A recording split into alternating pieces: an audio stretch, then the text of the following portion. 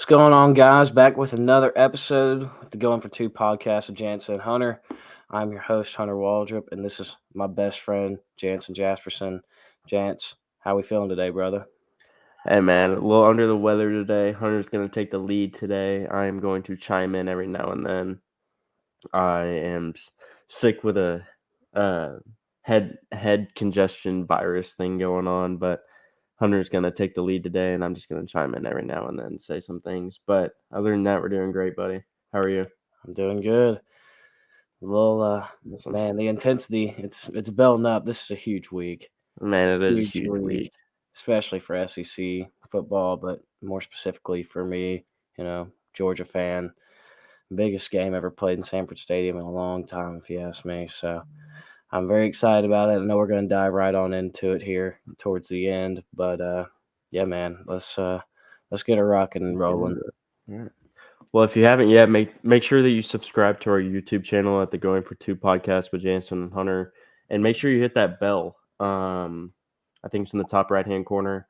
Um, Turn on a notification so every week when we post, you get a notification sent to your phone, computer, whatever you subscribe to, and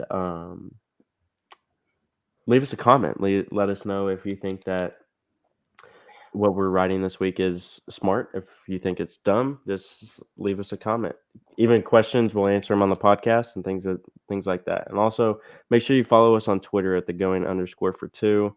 Hunter and I get on there every week and we send out some tweets about games that we've talked about on the podcast and games that we were watching that weekend. So if you could give us a follow and subscribe to each of those, we'd greatly appreciate it. All Yeah, right, for sure. let's dive into last week. So yeah, our game of the week last week was the Ohio State Buckeyes. They traveled on the road to Happy Valley and took on Penn State, and I don't know. I just don't know what really to take away from this game. I know you and I talked about it a little bit.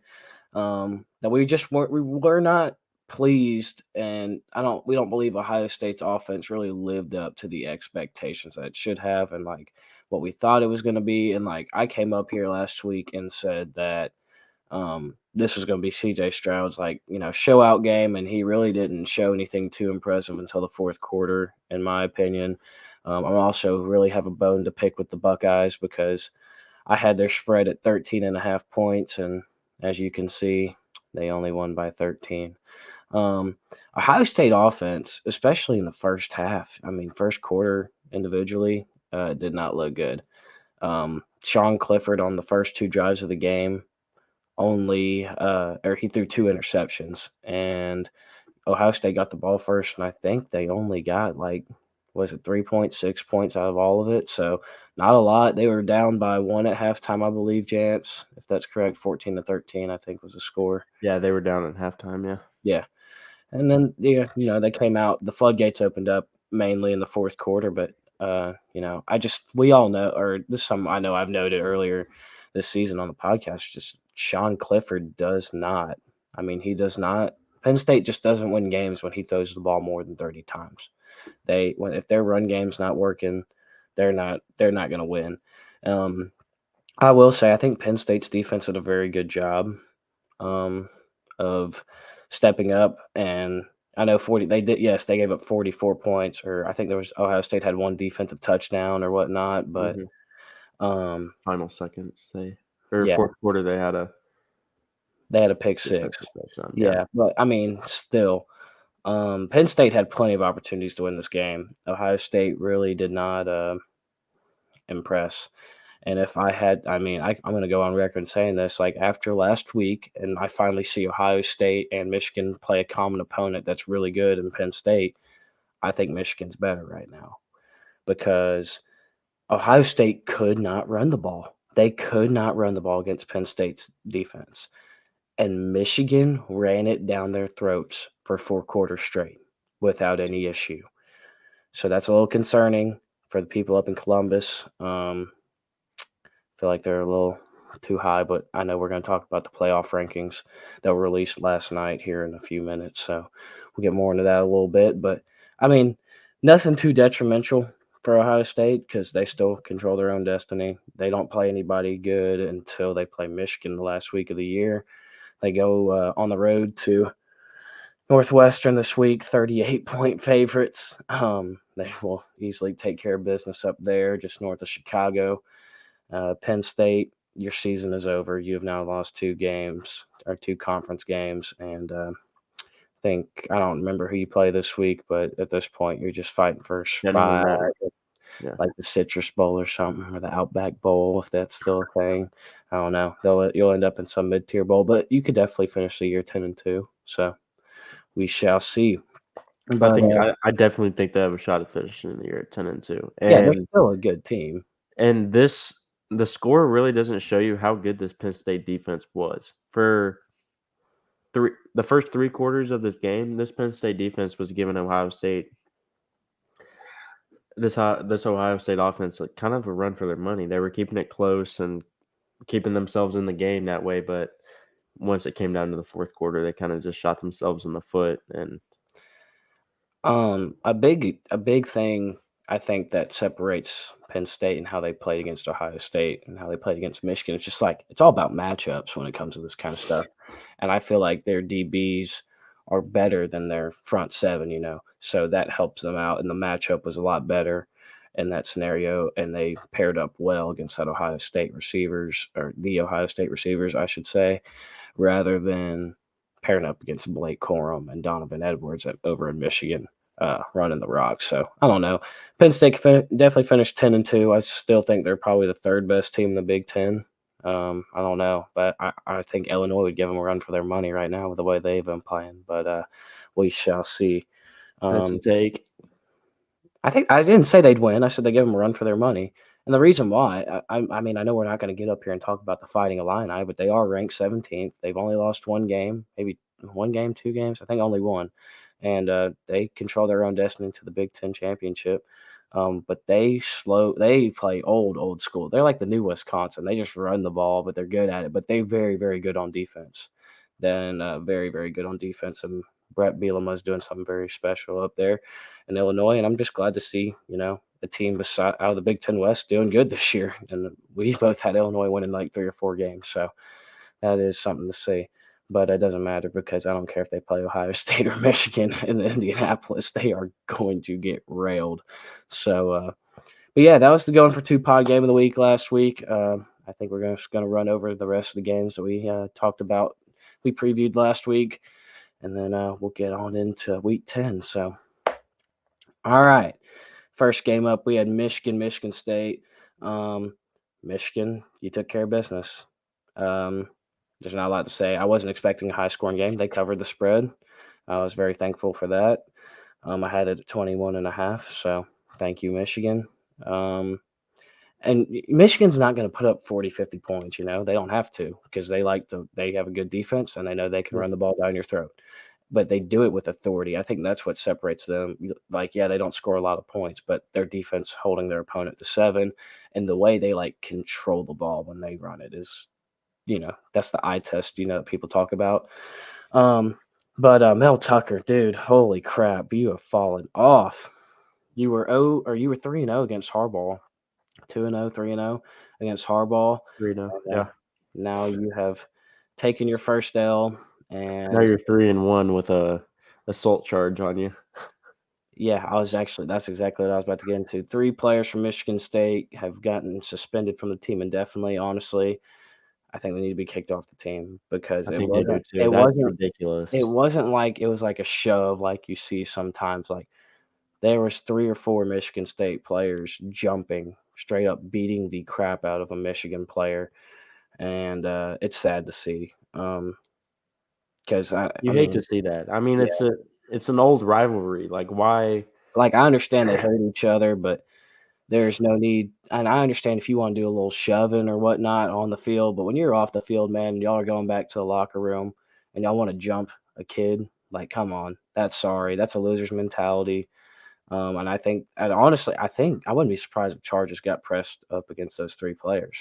No, the parents came out of that one kid that got his nose broken, that got hit in the head with that helmet. Yeah.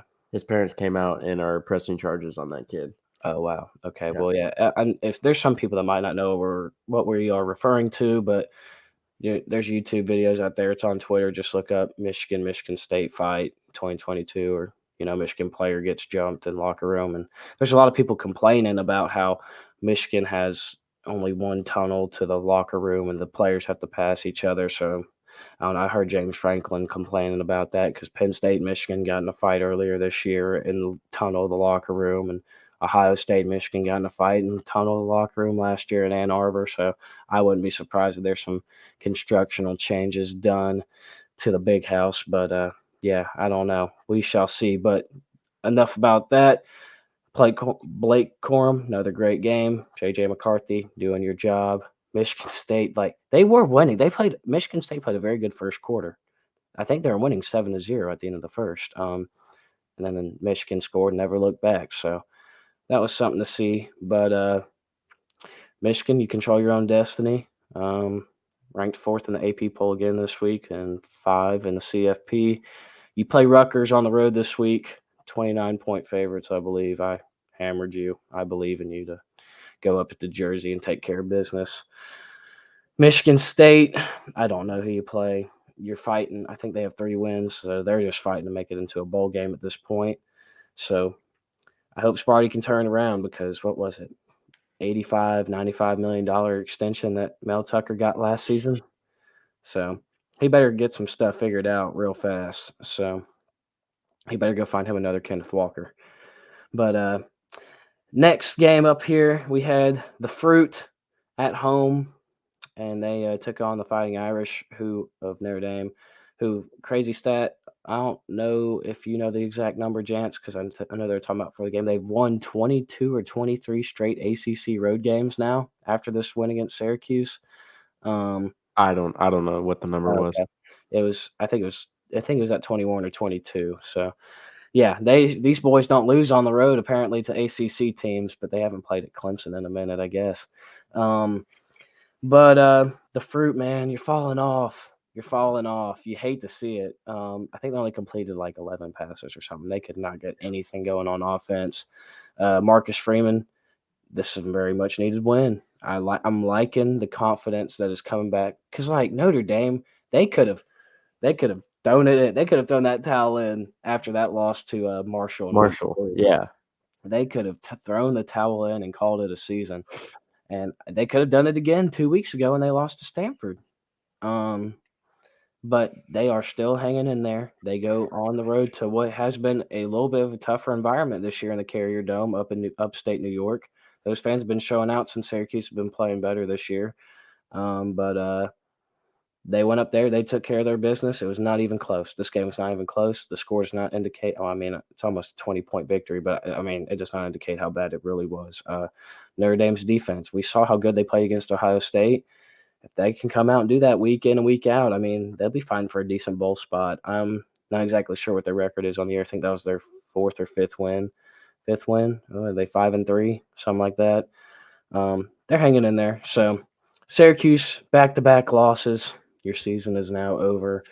If you had any shot of trying to make some sort of bowl appearance or anything ACC championship appearance, I think they're 6-2 now. So yeah, they're bowl eligible. Yeah, they're bowl eligible, which a lot of people thought they were only going to win 2 or 3 games this year. So I call that a successful season. Hopefully they can sneak out a few more, but I know they have a tough backstretch of games. I think they still got to play like Wake Forest and North Carolina State. So I don't know. We'll see. But Fruit, it was good while it lasted. We had a little bit of parity there. You're still ranked, though, so shout out at you. Notre Dame, you're on one of our games of the week here on a few slides. So we'll talk about you more here in a little bit. Syracuse, I'm not sure what you're doing. You have lost any bit of relevancy you had. But shout out Dino Babers because, most coaches, they kind of beat around the bush in post-game interviews or whatnot. But he just straight up tells you how it is. Yeah, we played terrible out there today, and this is what we have to improve on. And he's taking all the responsibility. And you can't see there's a lot of coaches that kind of beat around the bush with that nowadays. So respect to you. But well, let's move on to this game. My God. Talk about a butt whooping. Dude, this game was crazy. I have no idea. I have no idea how this happened. No idea. So I was just, this game was at 3:30, and I was at my hunting land. So I was watching. I can only watch one game because I had no service on my phone, and so we have DirecTV, and I was watching Georgia, Florida, obviously, and I didn't really think anything about this game. Well, then I got up into the deer stand. The buddy I was hunting with, he had his phone. I was like, "Well, you check the score for me," and it was like 35-0 at halftime. I was like, "Dude, what?" And yeah, I was like, well, Spencer Sanders just must not be playing, or he must have got hurt. No, he played. He just played terrible. And Oklahoma State's defense played terrible. Will Howard was the quarterback for Kansas State. It was not even Adrian Martinez. So Oklahoma State got 48-piece boat raced by a backup quarterback, Will Howard, and he played great. He had completed about 70% of his passes, 2 touchdowns, 289 yards, and man, if y'all haven't seen Deuce Vaughn, the running back for Kansas State, play, man, he is something special. He is very special. He's not the He's biggest legit. dude out there, but he is fast. He makes people miss, and he is special. I highly suggest going to watch a highlight tape, or if you have the opportunity to just watch Kansas State football at some point before this year's over with and your team's not playing, I recommend watching it because he makes the game so much more entertaining every time he's on the field. So Kansas State, I think they're up to 13th in the playoff poll now.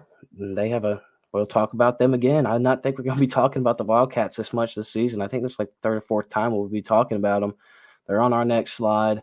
Oklahoma State, any playoff chances you had, they are now out the window. Like we said, the teams are dwindling down week in and week out. So, your season's not over. You can definitely finish 10-2, but you never know with the Big 12 this year. Everybody could beat everybody. I think Oklahoma State is 3-point favorites going on the road to Lawrence, Kansas, to take on the Jayhawks this year. So this week, not this year, rather. But Kansas State, you're back at home, hosting the Horns. So we shall see how that goes. All right. Little SEC football here in the back half of this Week 9 recap. Ole Miss on the road at A&M. I chose A&M to win. You chose A&M to win as well. I got you to change your mind. And, this game was actually closer than, I knew it was going to be close, and the line was actually set perfect. It was at 3.5. And if you had it at 3.5, you covered because of the garbage time touchdown at the end. But A&M is now 3-5 on the year. This is just utter disappointment, if you ask me. Desmond Howard even said it this past week in College Game Day. He's like, man, y'all talk about how disappointing A&M is. I picked them to win the national championship, so I can only imagine how he feels. But I think Jimbo's doing the right thing by placing Wegman in that role to be the starter to finish out the year. I think that's going to help him next year and the following year after that. I think they're doing the right thing by taking some authority to suspend players for misbehaving in the locker room, doing whatever they're doing. So I think Texas A&M can get it figured out by next year. I really do, because you got to let the younger class develop. But Jimbo also needs to go out and hire some sort of coordinator or innovate his offense, I should say, a little bit more to the modern era, because what was working for Jameis Winston in 2013 is not going to work for Texas A&M in 2022. So that's all I got to say for the Aggies. They play Florida this week. We'll talk about that here in a little bit. Ole Miss, this was a nice bounce back win. The Lane train kept on rolling. Jackson Dart, I said I wasn't going to pick Ole Miss to win the game because I need to see them go into a tough environment and win. And yes, Aggie Stadium, even though they were 3-4 at the time, Kyle Field was still rocking, and Jackson Dart went there. They took care of business. The Lane train is rolling, man. They still can make the SEC championship. They only have one loss to LSU. So if LSU loses to Bama this week and then Ole Miss beats Bama the following week, Ole Miss controls their own destiny to the SEC title game. So we shall see how that goes. But Still a lot of question marks in the SEC. yes. Yeah. And a lot of it will get solved after this week for sure. But yeah, I'm proud of the Lane train, the boys, because after getting boat raced by LSU at home, or in Death Valley, they could have easily gotten boat raced by Jimbo and the boys here. So shout out Lane Train. Y'all keep doing your thing. I'm pulling for y'all because anytime Alabama has a chance to lose, I'm here for it. So all right. Next game. Gosh. Yes, the number 3 at the time, Tennessee Volunteers. Oh, we're about to get into the rankings here in a second. Don't you worry. Tennessee Volunteers they had their pumpkin uniforms on in Knoxville this past weekend for Halloween with their all black uniforms, looking like a bunch of jack-o'-lanterns out there, and they absolutely boat raced Kentucky. I mean, absolutely boat raced them. This game was never close. Actually, Tennessee didn't score on their first drive, and then they scored on their second one. Then Kentucky scored a touchdown. I was like, oh, okay, this game might be close. And then once Tennessee scored their second touchdown, they never looked back.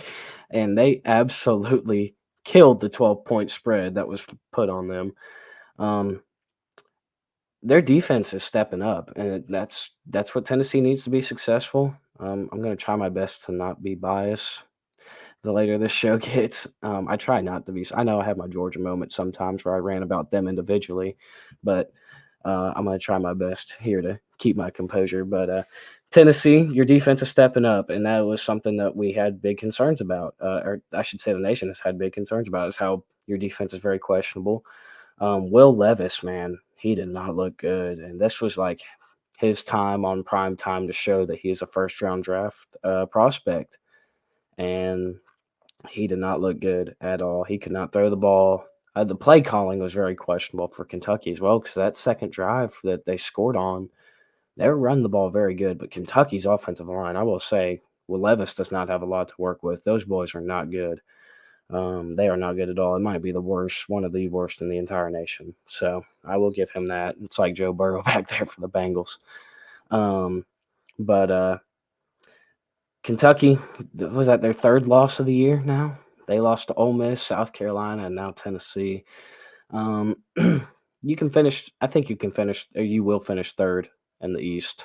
I think you'll end up winning out the rest of your games, especially after Carolina losing to Mizzou this past weekend.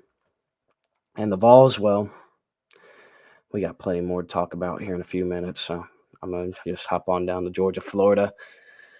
The Dogs, man, I feel bad for anybody that took the closing line. The closing line was 23.5 or 23 or 22.5. If you had any of those numbers, I'm so sorry.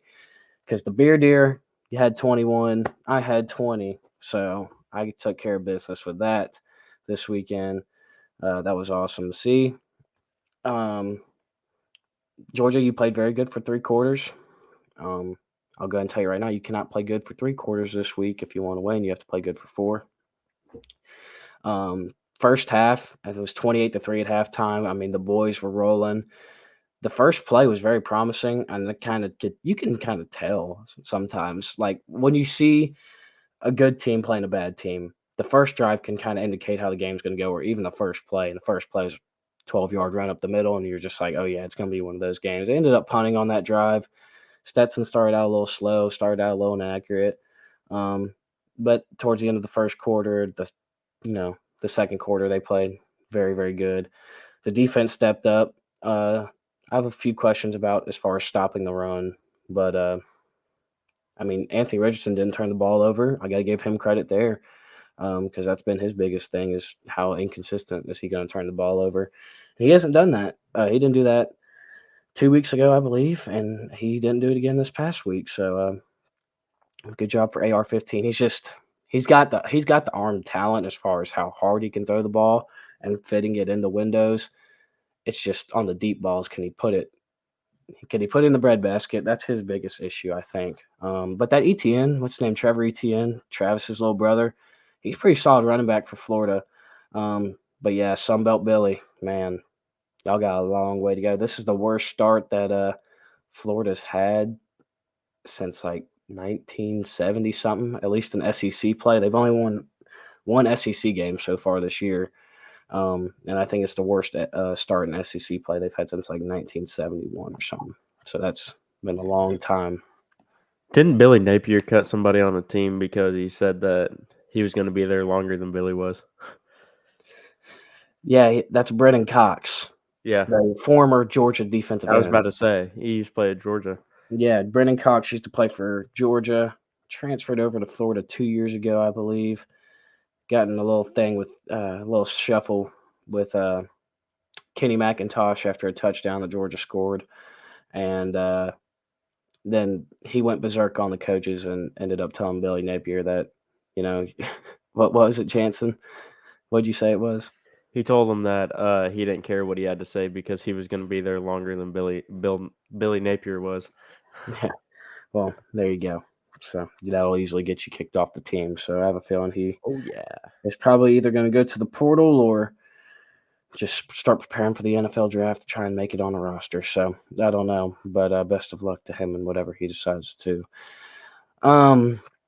But yeah, man, shout out Brock Bowers for the play of probably the catch of the year, if you ask me. That play was absolutely insane. Um, you know what? And people were like, man, like that was a bad throw. Yeah, it was a bad throw, but kind of equaled each other out, if you ask me, because the drive right before that, Stetson Bennett might have thrown the best one-on-one pass that wasn't going to the end zone I've ever seen that man throw in his life to Dominique Blaylock. It hit him right in the arms. He came down with it, and then he got the ball taken from him right before he hit the ground by a Florida defender. But That was the an the insane play by Florida, Florida. yeah, it was. That was a great play by that defensive back. But he didn't catch the ball. Dominique Blaylock caught the ball. He just got the ball taken from him before he went down, and that was a beautiful throw. And that shouldn't have been an interception, if you ask me.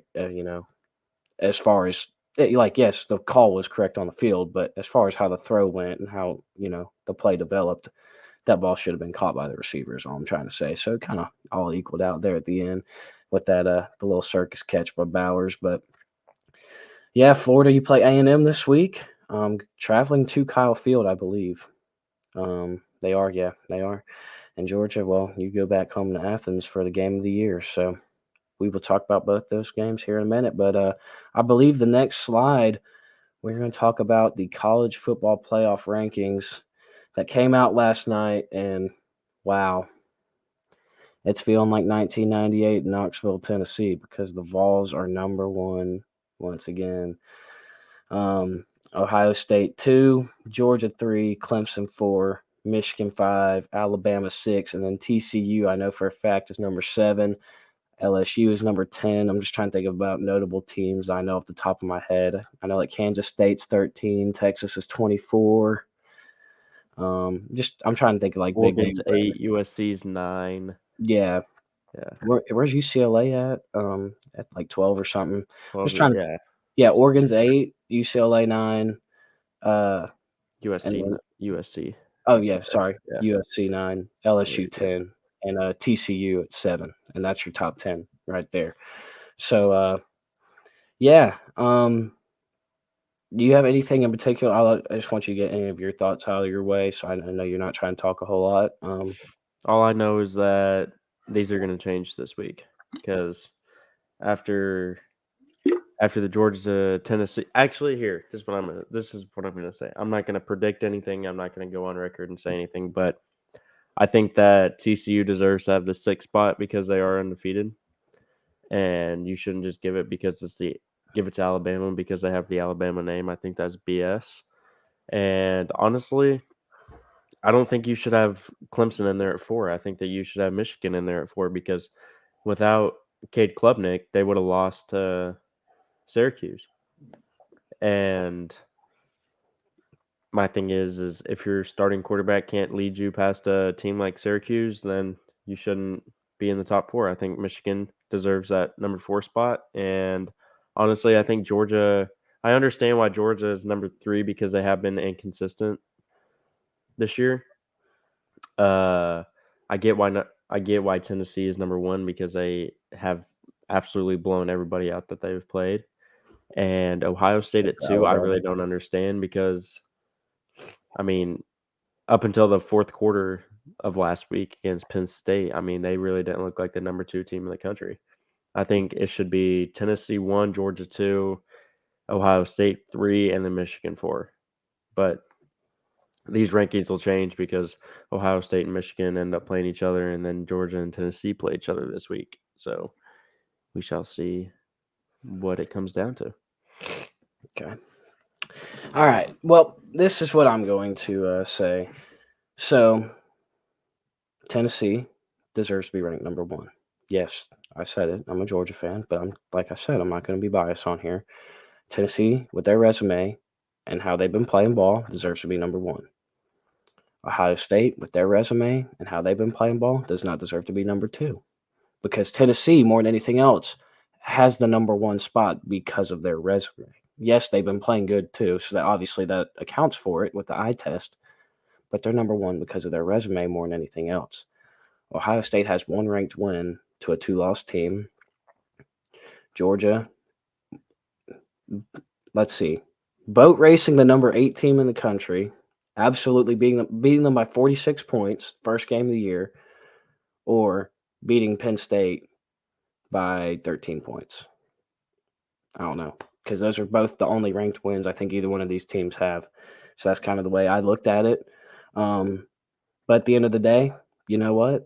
It does not matter. It does not matter because either Georgia's going to fall out of the top 6 completely, or they might not fall out of the top 6, but they're going to fall out of the top 4 if they lose. Or Tennessee, I think even if they lose to Georgia, they probably will only get moved to 3 or 4. I don't think they're going to drop a whole lot. Because if Alabama wins and Georgia beats Tennessee this upcoming week, Georgia will be moved to 1, Tennessee will be moved to 4, and Bama will be moved to 5. Because they've moved LSU into the top 10, and Michigan can't say that they have a top 10 win yet, I don't believe. So that's just kind of the way I look at it, but I'm not going to go up here and predict anything. But the biggest thing that I'm upset about more than anything else, like I can understand any sort of argument as far as 1, 2, and 3 go, or if you want to flip Ohio State and Georgia or whatnot. I don't think Clemson's a top 6 team in the country. I think Michigan should be number 4. I think TCU should be number 5. If we're going off resume, if it's just resume and who's undefeated and who they've played, I think that Michigan should be number 4. And I think that TCU should be 5. And I'd have Clemson at 6. And I'd have Bama at 7. Do I think Bama's the 7th best team in the country? No, honestly, I think Bama's probably a top 4 team in the country, just based off talent. And yes, I know that they've lost or whatnot. I understand that they're not as good, and I'm not saying they're the best team in the country, but I do think Bama's probably a top 4 team in the country, just with who they got on their team and who they got leading it. I think they are, but based off where everything is in the season right now, I think they should be ranked 7th. They should be ranked 7th, just based off how everything is. And everything's going to work itself out. So I'm not going to spend too much time up here because the first ever college football playoff rankings, you know who the top 4 were, Jansen? Back in 2014. No, who was it? Mississippi State was number 1. The Flying Florida- Mike Leaches. No, it was Dan Mullen at the time. No, Dak yeah. Prescott. Yeah, the Flying Mike Leaches. Mississippi State was number 1. Florida State and Jimbo were number 2. Number 3 was Auburn and Gus Malzahn, and number 4 was Hugh Freeze and Ole Miss. So it really doesn't mean anything right now as far as what are we? November 2nd, week 10.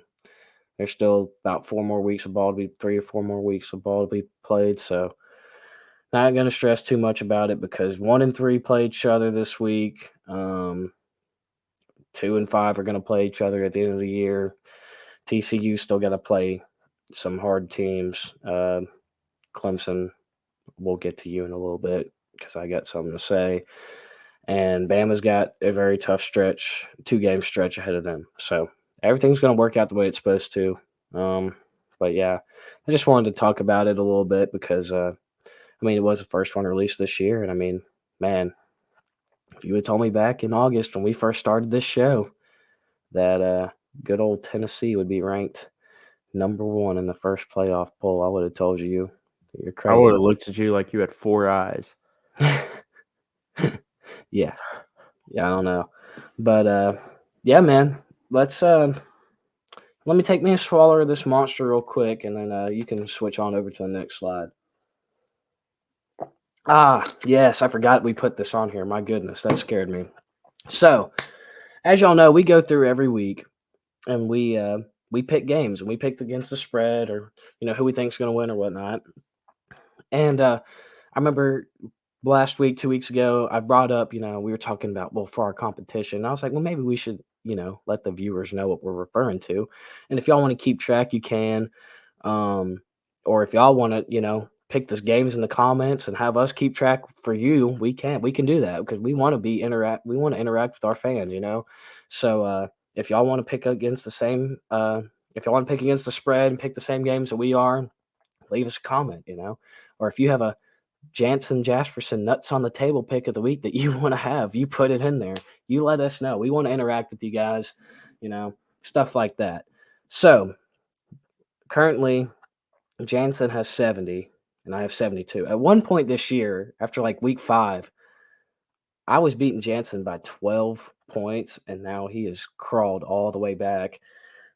He was gaining points after points, but this past week, we both got the same amount. We both had 7. So the way it works, as you can see on the screen, 1 point for getting the winner correct, and then you get 2 points if you get the winner correct and they cover the spread, or if you chose, one team to win but the other team to cover, and then 3 points for predicting an outright upset correctly. So Jansen got 3 points for having he picked Tennessee to beat Alabama, and they were underdog, so he got 3 points. I'm coming. I I'm just coming up. well, as you know, we'll see here in a second, but or everybody can hear here in a second, but like we talked about before the show, there's probably going to be some either you're going to jump me this week or I'm going to blow you out of the water. There's no in between, I don't think. So Nowhere in between. we shall see, but this is something else we'll, keep the viewers up with. But the loser's going to have to do something. We just don't know what yet. So it won't have to be anything too bad. It just had to be something you have to do on camera. Maybe I should make you wear a clown costume. The loser has to wear a clown costume for Or a another. little red nose. Yeah, Yeah. that would be funny. We'll think about it. But all right.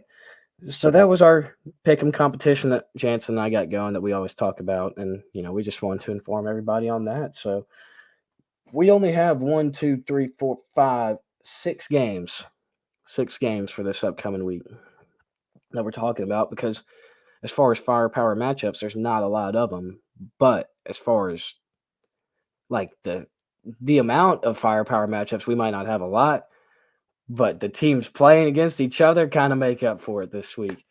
So, all right, man. I know you ain't got a lot to say, so if I don't know how you want to do this. If you just want me to run through it and then give your pick and then that's it, or how you want to do it Here, you just run through it, and then I'll tell you my pick for each game. at the end of it. Okay, Yeah. sounds good.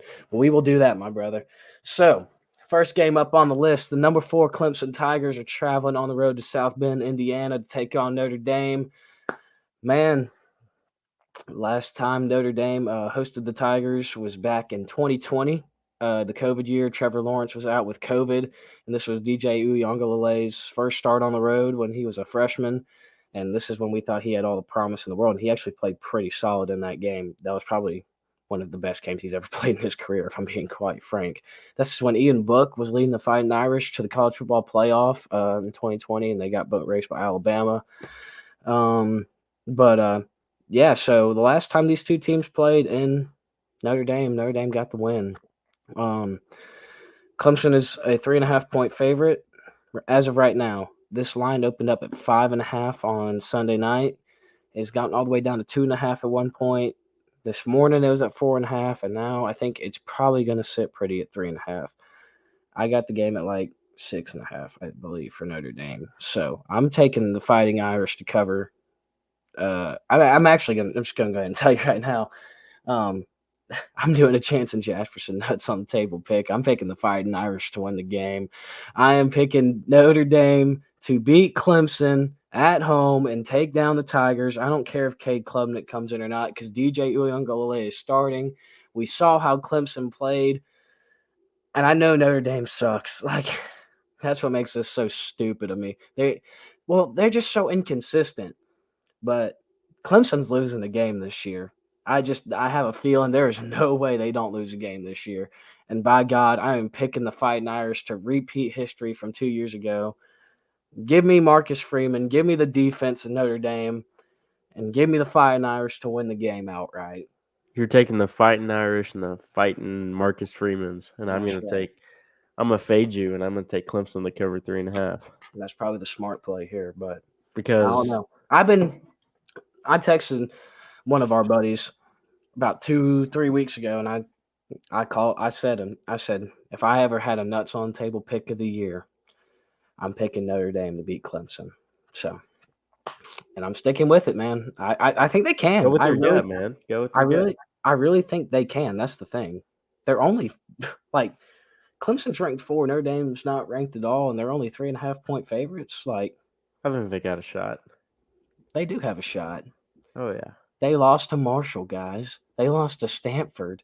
Yeah, they also boat raced North Carolina. I don't want to hear it. The Fighting Irish are beating Clemson on Saturday. Come back here when it hits. Probably not, but we shall see. We'll stick in the ACC here for one more game. Wow, talk about two teams that fell off, Chance. Wake Forest, they got absolutely. I need to watch my language here. They got beat bad. Smacked. They got smoked by Louisville and Satterfield this past weekend. 48-14, I think, was the final score. And Louisville has not been good this year. That's the thing. Louisville has not been good. Scott Satterfield's been on the hot seat all the back half of the year, especially after like losing to Syracuse in week 1 and then dropping some other questionable games. So that was a bad loss.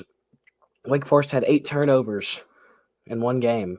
8 turnovers, and that Pitiful. was yeah, that's bad. Sam Hartman's worst game of his career by far. Pathetic. And they dropped all the way from they were 10 in the AP poll, and now they are 21 in the college football playoff poll. They are traveling on the road to Raleigh to take on 22nd ranked NC State. So it's loser gets unranked of this game. I'm going to take Wake Forest. I'm going to take Sam Hartman for a bounce back game because he still is Sam Hartman. And, North Carolina State doesn't have Devin Leary at quarterback. And I watched them boys play last Thursday against Virginia Tech, and Virginia Tech sucks. And after what I saw, give me Wake Forest, and I'm going to lay the 4.5. I'm taking Wake minus 4.5 as well. Yeah. Yep. All right. Yeah, I ain't got a lot to say on this game. Getting absolutely smacked by Louisville. Yeah. I ain't got a lot to say on this game. I just know it's a ranked matchup, and we weren't going to have as many games to talk about, so I want to, just throw it in there or whatnot. But, yeah, we got moving on to the Big 12.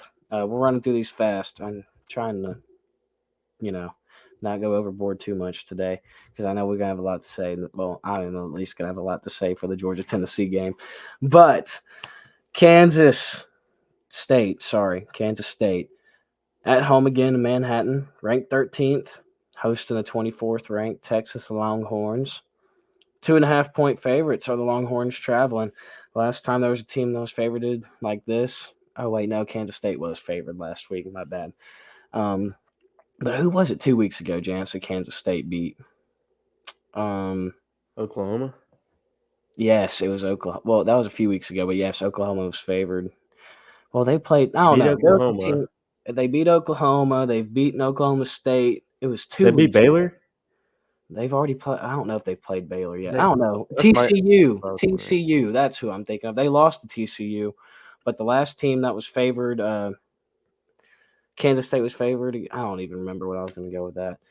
Oh, I thought you know what it was? I thought Oklahoma State was favored last week, but they weren't. Kansas State was favored, so that point has been thrown out. So disregard that last remark in the last few minutes. But Quinn Ewers and the boys, they need a bounce back spot. They had a bye this past week after taking a loss in Stillwater to Oklahoma State. Man, I'm going to take Quinn Ewers and the boys. I don't know. Everybody's riding high and buying in on Kansas State right now, which deservedly so. Because, okay. Well, you're taking Kansas State to win. I'm taking Kansas State. This is the perfect time to sell on them. I think this is the perfect time for Sark and the boys to go in there and take a win.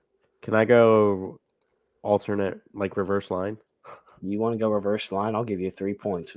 Actually, no, it's only at 2.5. I'm not giving you no extra point. But I'll let you Kansas go State to reverse beat line. Texas by 2.5. Yeah, I'll give you 2 points if that's the case. All right. Yeah. Bet. I'll So, take Kansas State money line then. okay, we'll do that.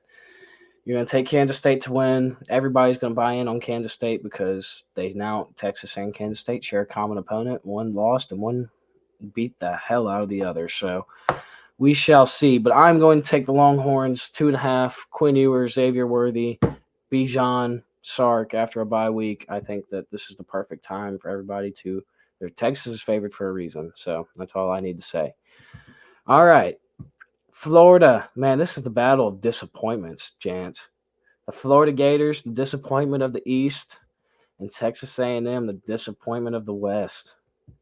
Man, A&M's favored 3.5. They are at home, so neutral site field.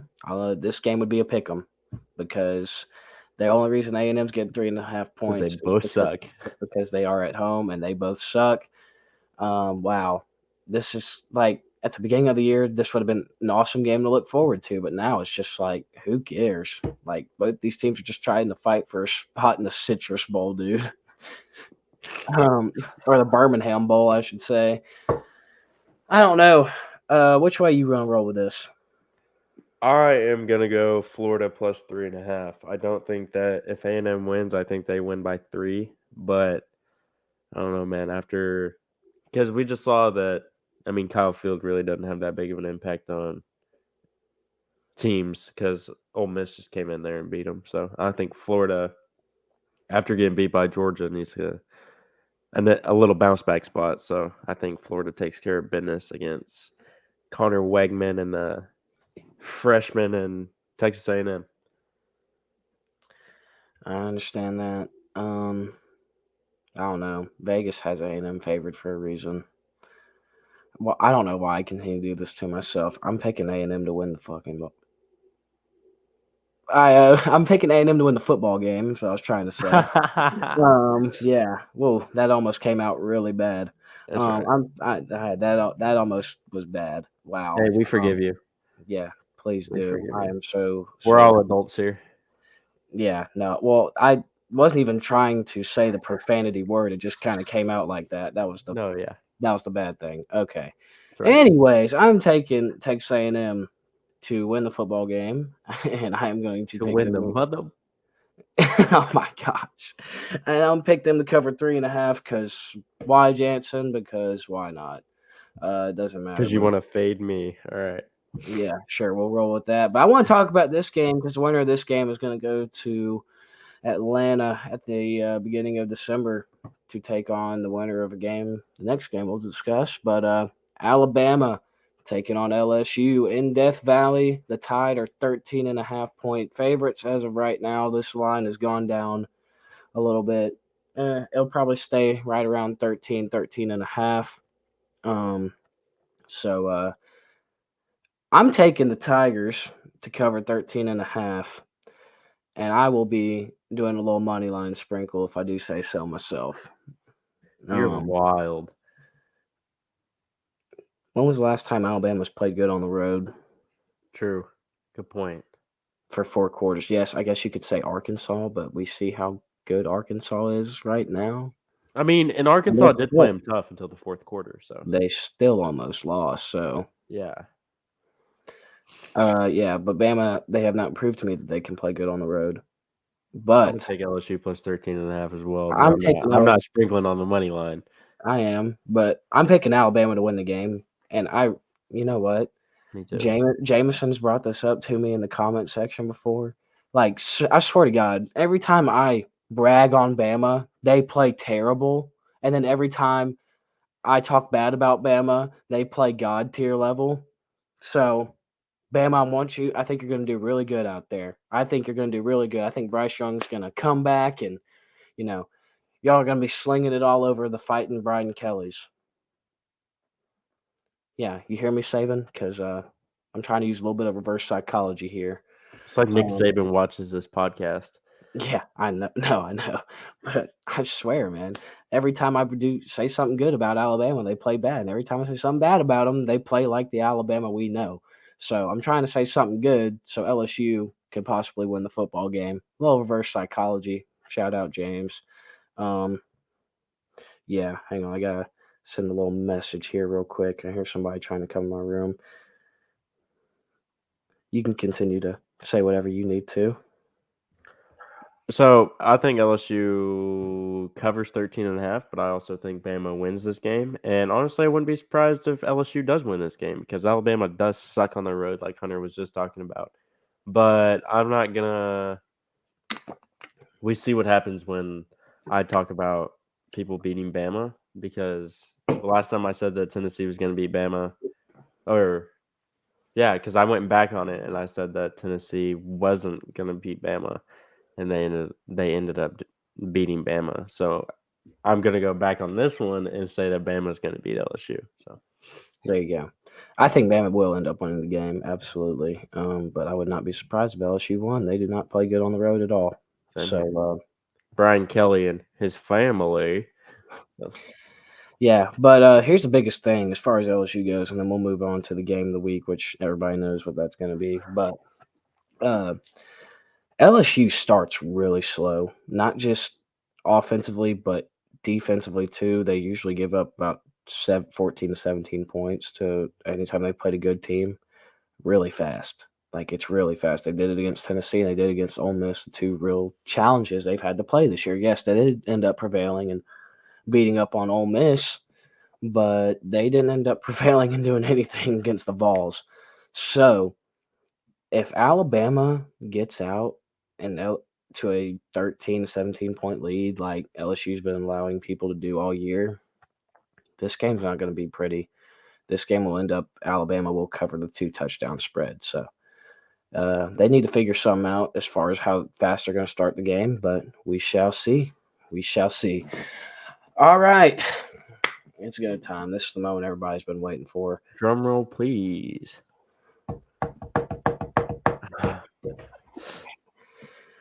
God, this morning when I had to change who was number one, and then, oh my goodness, that You were hurt. pissed.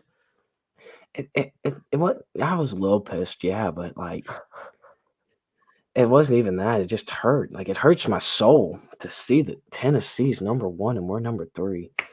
But yeah, they might be number one and we might be number three. But do you see what it says next to Georgia's name? -8. They're favored by more than a touchdown. More than a touchdown. Well, you got to remember 3-point courtesy. I don't care. I don't care. I don't care. I don't care. They you know what Vegas is? They're thinking that they're going to beat them by more than a field goal. So, all right.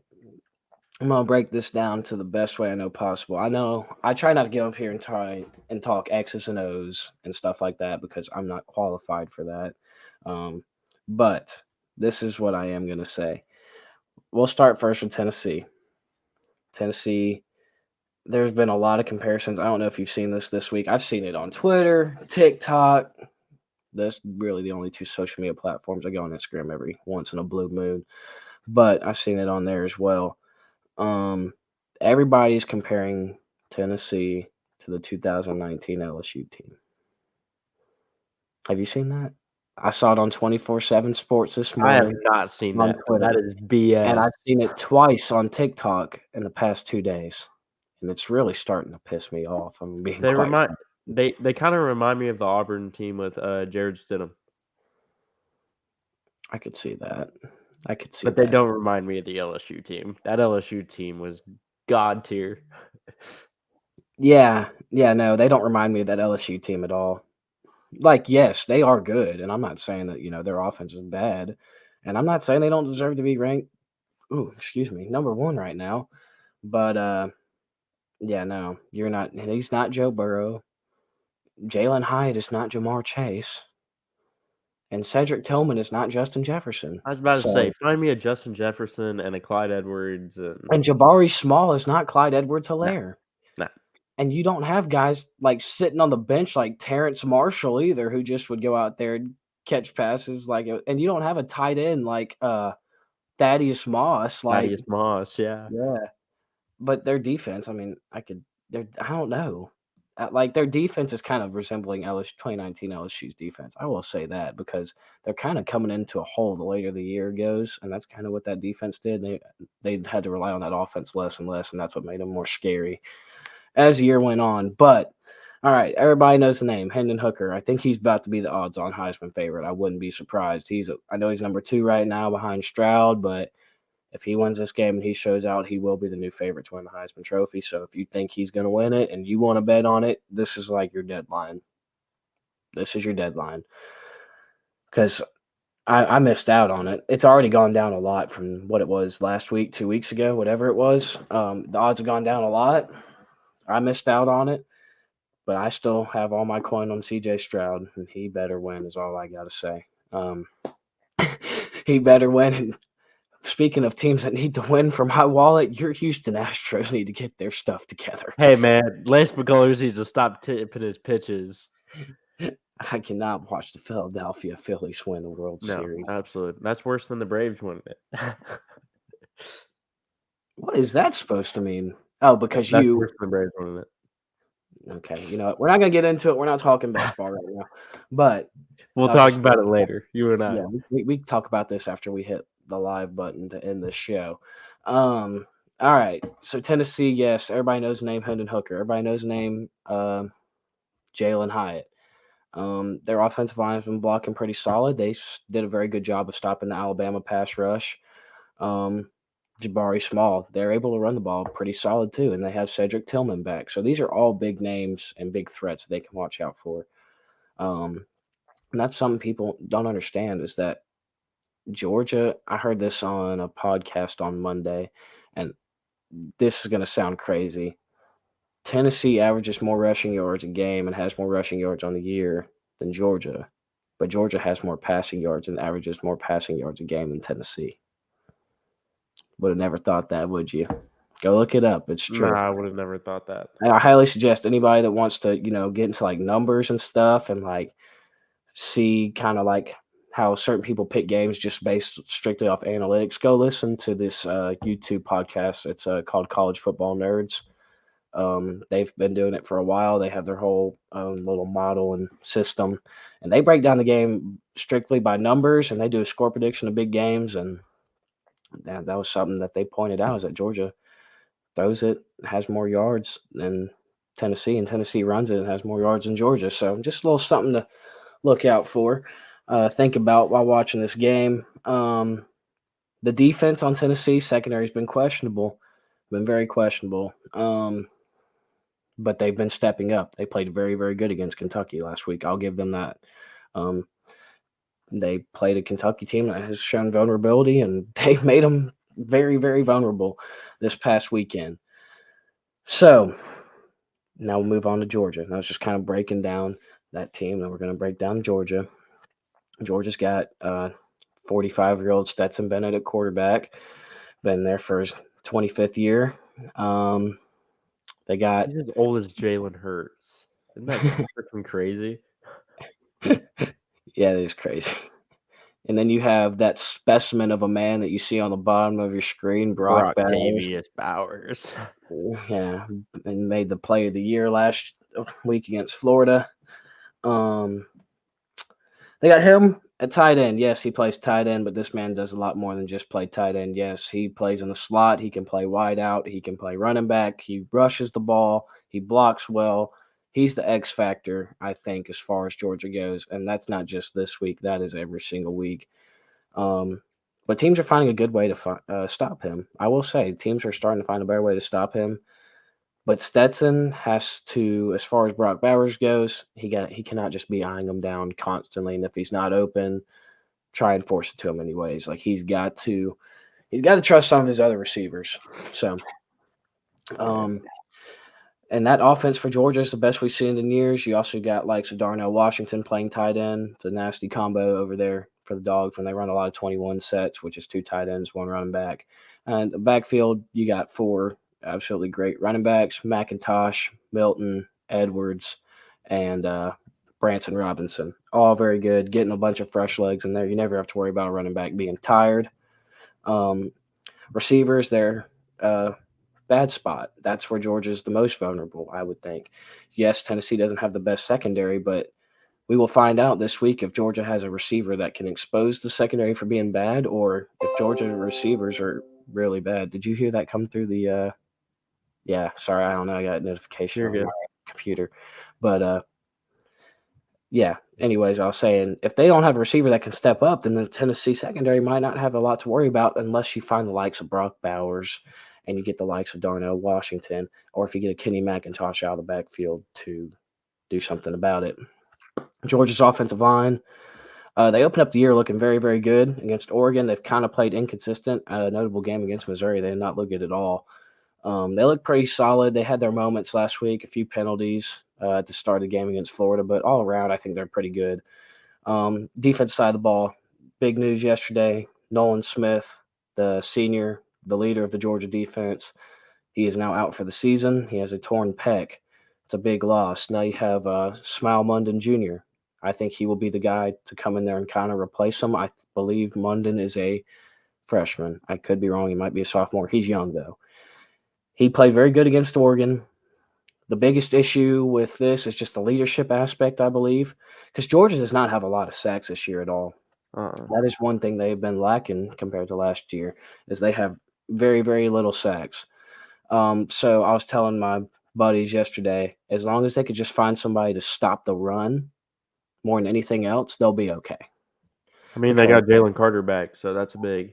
Yeah, they do have Jalen Carter back. Hopefully A.D. Mitchell can come back and play receiver. Because I'm tired of seeing Ladd McConkey drop passes. I'm tired of it. And I'm tired. I don't know.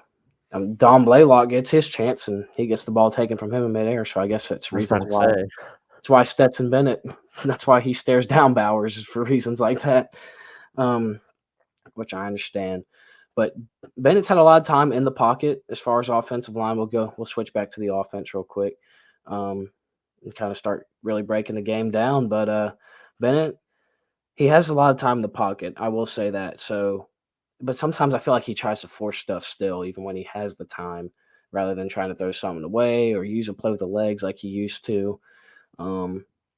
Big game stats got to show up. He has got to show up this week, man, because this is the game of his career. If he wants to keep the Cinderella story going, if he wants Georgia to go back to back, they got to. This has got to be a must-win game. I'm not gonna lie. I think this might be bigger than the national championship last year. No, absolutely not. You don't think so?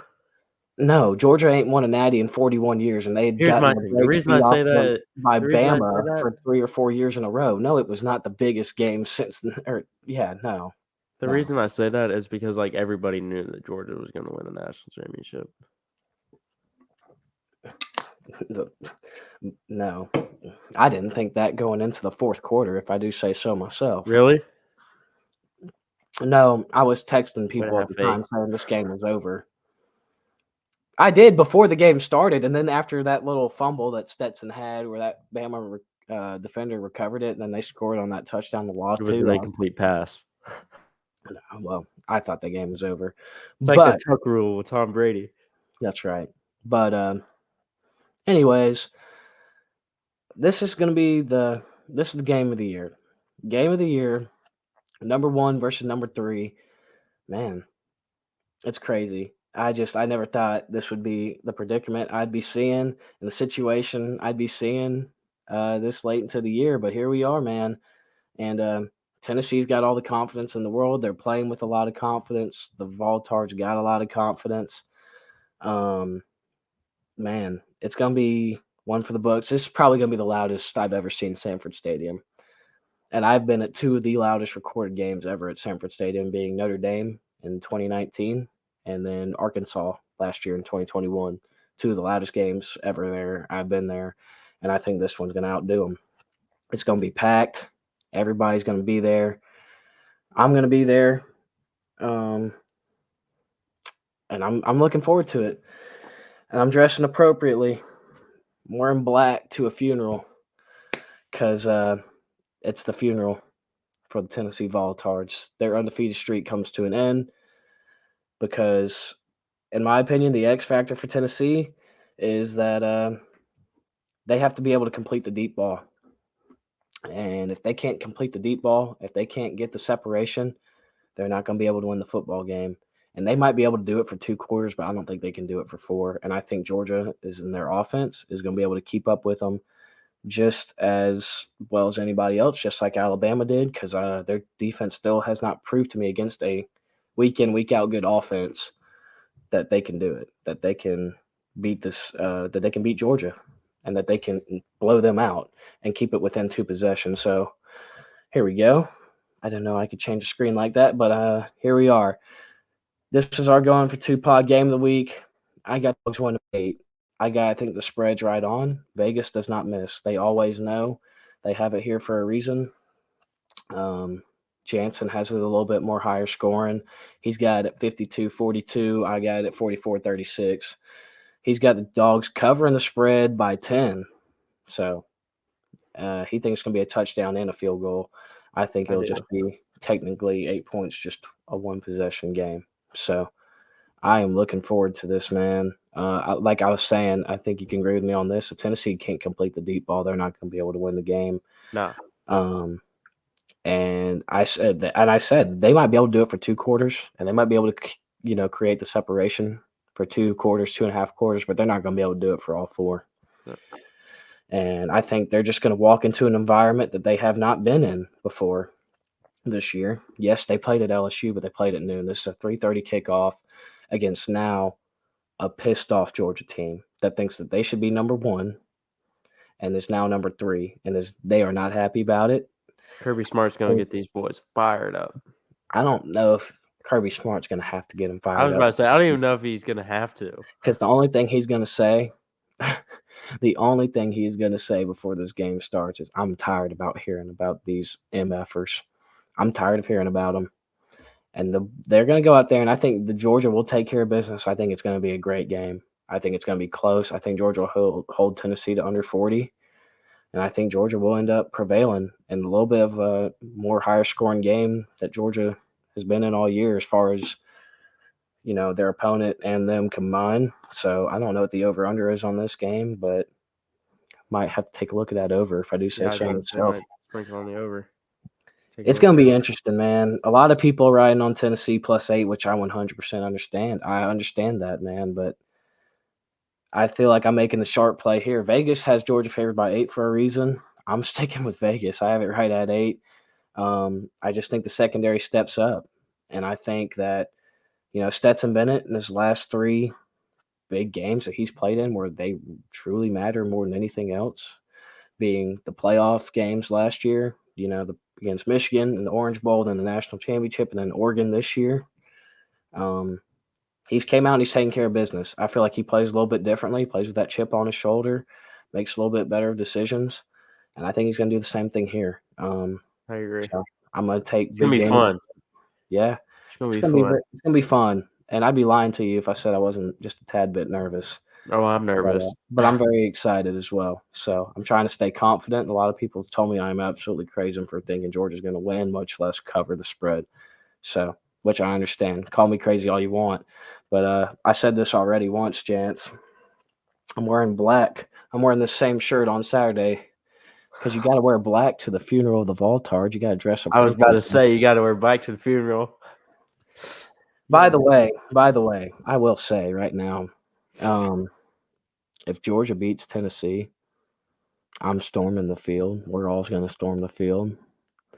And actually, I mean, why not? When was the last time? Yeah, I mean, they're the number 1 team. When's the last time Georgia's had the opportunity to storm a field? When was the last time they've had the opportunity? Kind of hard to with the hedges.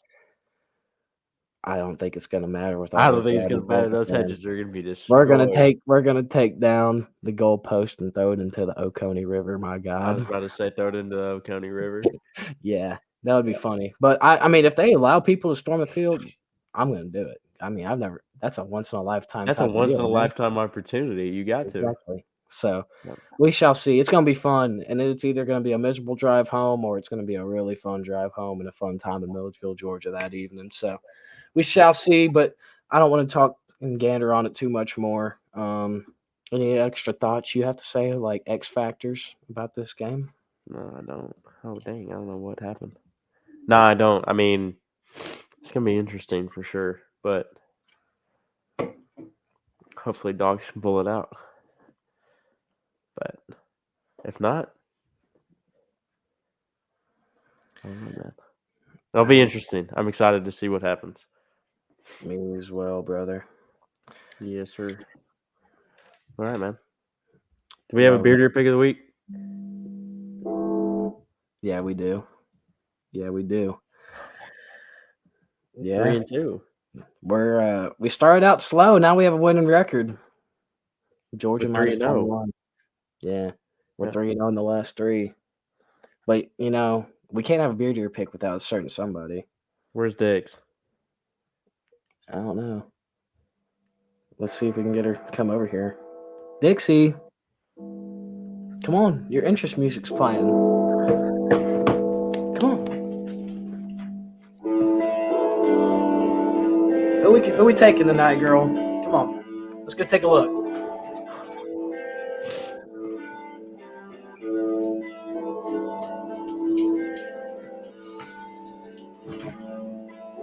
Come on. They just played your song. Get up here. Come on. Tell us who we're taking. Come on. Come on. All right. So, Dixie and the beer deer. Hang on. Let me reverse the camera so that everybody can see it. Western Michigan plus 4.5, and Western Michigan and the Bowling Green over 46. Is that tonight? That is tonight, folks. Maction is back, and that is probably the best game to ever. The best game. The Maction games are so fun to bet on. Like the overs hit about 75-80% of the time in Maction ball. So gotta take them. I'm taking it. Take it. Last night I took Ohio plus 3.5, little Maction, and I took the over. They both smacked. So Western Michigan plus 4.5 and the over 46 in that game. Take it. You won't regret it. Hammer it. Make a little bit of money. Hammer it. All right, buddy. All right, man. Gonna go load up some more Mucinex. Yeah, I got a room to clean, so that's what I'll be doing today. Back up from the camera a little bit, but yeah, if you haven't already, leave a like, subscribe, comment on the video. Tell Jansen and I, what you think about Georgia, Tennessee, what you think about Alabama, LSU. If there's a certain team you want us to discuss on the show, tell us about it. Last week we had a friend tell us they think LSU would take Ohio State, and I'm sorry, but I think that is a massive. I think that is a hot take. Bold take. Shout out Mason Thomas. Yeah. And but if there's a scenario or something that you personally want us to discuss and that you want us to talk about on here, please let us know. But yeah, that's about all I got for today. Hit the Twitter at @going_for2. Tweet at us if you'd like to. We've been posting some funny stuff on there. But yeah, man. Shout out to Jansen for making it through the pod. Proud of you, man. Thanks, man. I appreciate it. Yes, sir. But that'll do it for me. I ain't got much to say. All right. Well, thank you, everybody. We appreciate you as always, and God first and God bless. Thank you all.